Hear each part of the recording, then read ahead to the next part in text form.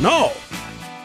In case you haven't heard, folks, very quickly, the regime today told the border agents, if you catch young illegals, let them go and grant them work permits.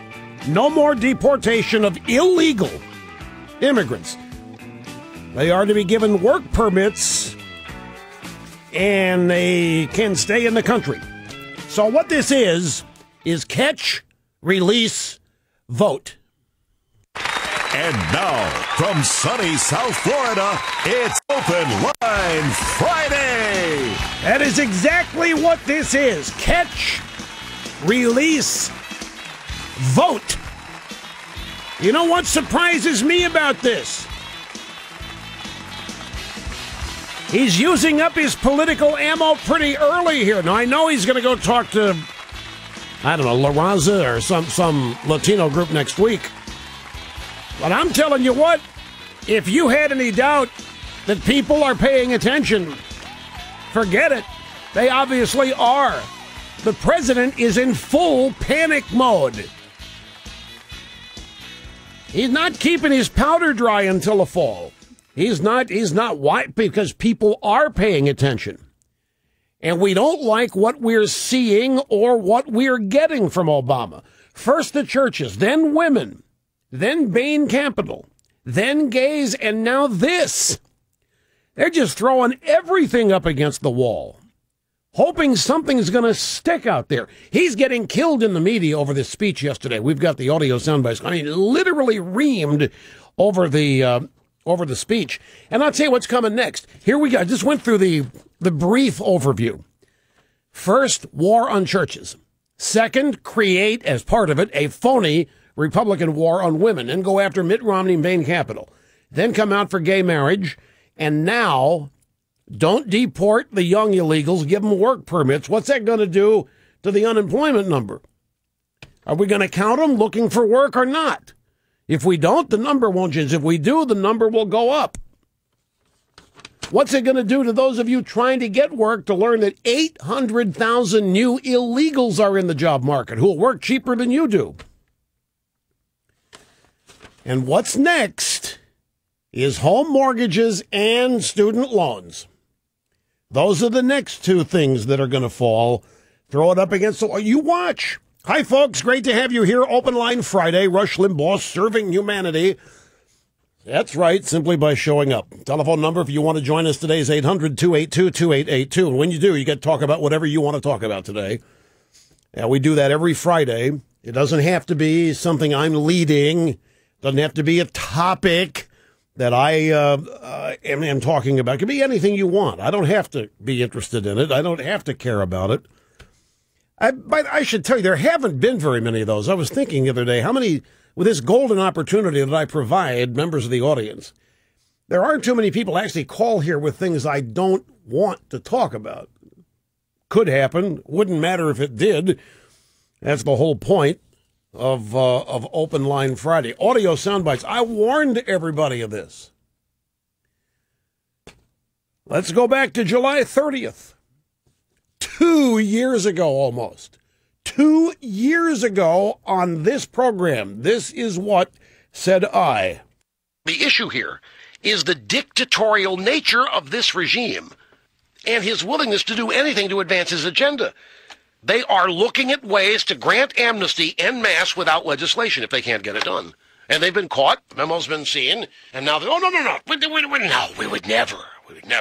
They're looking at it, and that's the point. They're looking at it. And if they could find a way to do it, they can find a way to do it. Who knows? With this bunch, you just don't know. And you have to assume, based on everything else we've seen them do, that they would do it. And we were talking there about a Washington Times story reported on a memo that said the regime was looking at ways to do what they did today. Grant amnesty to young illegals. And I warned everybody back on July 30th of 2010 that they would do it if they could figure out a way. And the way they figured it out is, well, it's what Rubio wants to do. They're just saying, hey, this is Marco Rubio's plan. It's bipartisan. It's a DREAM Act. Yeah, except the DREAM Act got defeated. So Congress Doesn't matter. This is what happens, folks, when you have statist, dictatorial types who are in full panic mode. Who needs Congress? I think even the forehead once said, back when Clinton was president, Clinton did stuff like this now and then, nothing this drastic, but he did. And the forehead said, this is really cool. Sign the paper, law of the land. Something like that. And I'm just telling you, it's catch, release, vote.